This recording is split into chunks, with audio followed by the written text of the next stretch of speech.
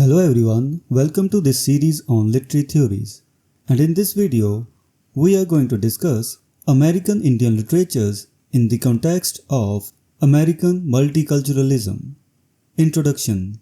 In predominantly oral cultures, storytelling has long been a crucial means of passing on religious beliefs, moral values, political codes, and practical lessons of everyday life.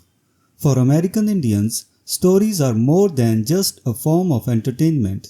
They are a source of strength and resilience, especially in the face of centuries of silencing by European Americans. These narratives have preserved the cultural heritage and historical consciousness of American Indian communities, serving as a powerful tool for cultural survival and identity. Terminology and identity.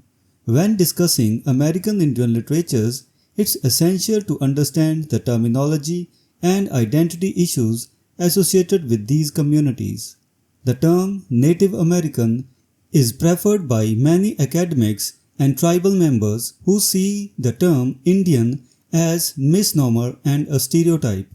However, many American Indians prefer American Indian over Native American as seen in organizations like the American Indian Movement and the Association for the Study of American Indian Literatures. Despite these broader terms, the most respectful and accurate approach is to use the specific names of the hundreds of tribes, acknowledging their unique languages, beliefs, and customs. Types of American Indian literatures. American Indian literatures can be broadly categorized into two types: traditional Indian literature and mainstream Indian literature. Traditional Indian literature encompasses tales, songs, and oratory that have existed for centuries, composed in tribal languages and performed for tribal audiences.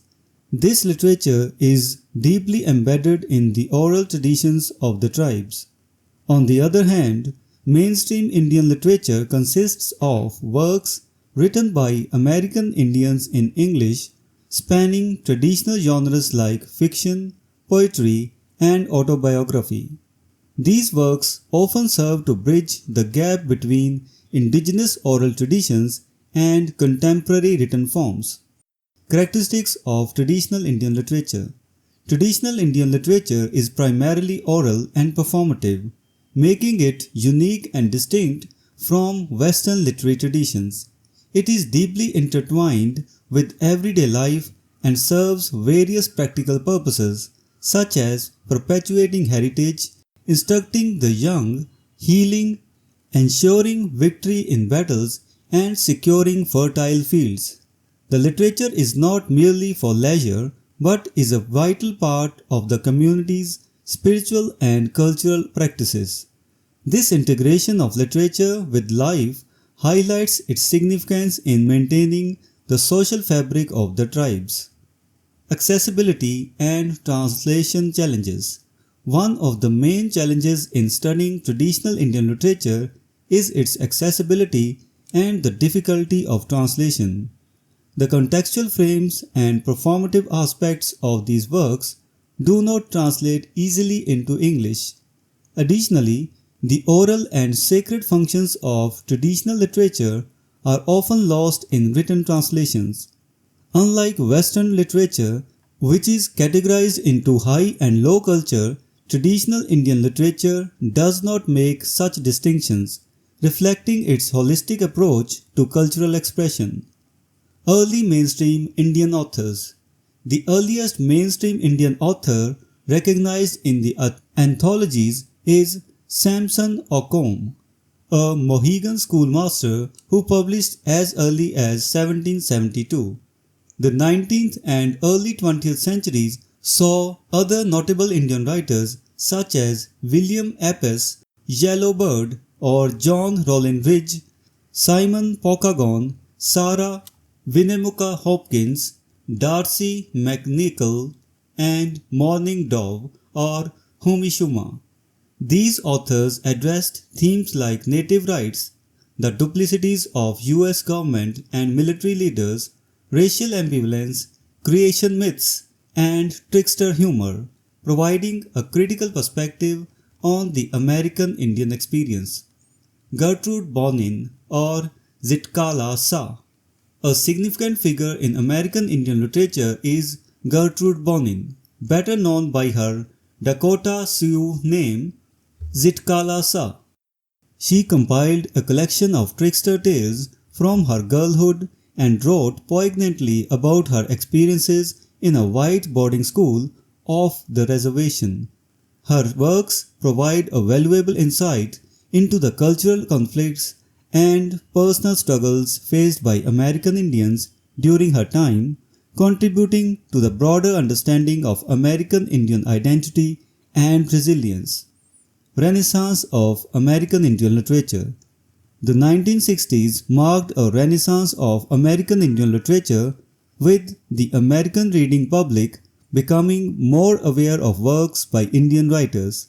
This period saw the emergence of key figures like M. Scott Momaday, whose novel House Made of Dawn 1968 won the Pulitzer Prize, and his memoir The Way to Rainy Mountain 1969.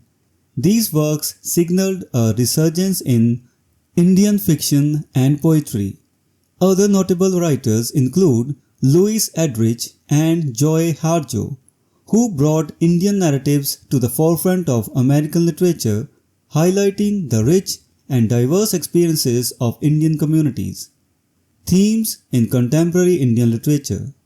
Contemporary Indian literature continues to explore themes of Indian past and present, community under siege, survival and resilience. Authors like Louis Edrich and Joy Harjo use metaphors of landscape and the body to convey the fantastic and terrible stories of survival. Their works reflect the ongoing struggles and triumphs of American Indian communities, ensuring that their voices remain an integral part of the American literary landscape. Conclusion. American Indian literatures offer a profound and nuanced understanding of the cultural and historical experiences of American Indian communities. From traditional oral narratives to contemporary written works, these literatures have played a crucial role in preserving and perpetuating the rich heritage of American Indians. Recognizing and appreciating these contributions is essential for a comprehensive understanding of American literature and the diverse voices that shape it. So this was the discussion on American Indian literature in the context of American multiculturalism. We will meet in the next video and discuss some other topic. Until then, goodbye and thank you.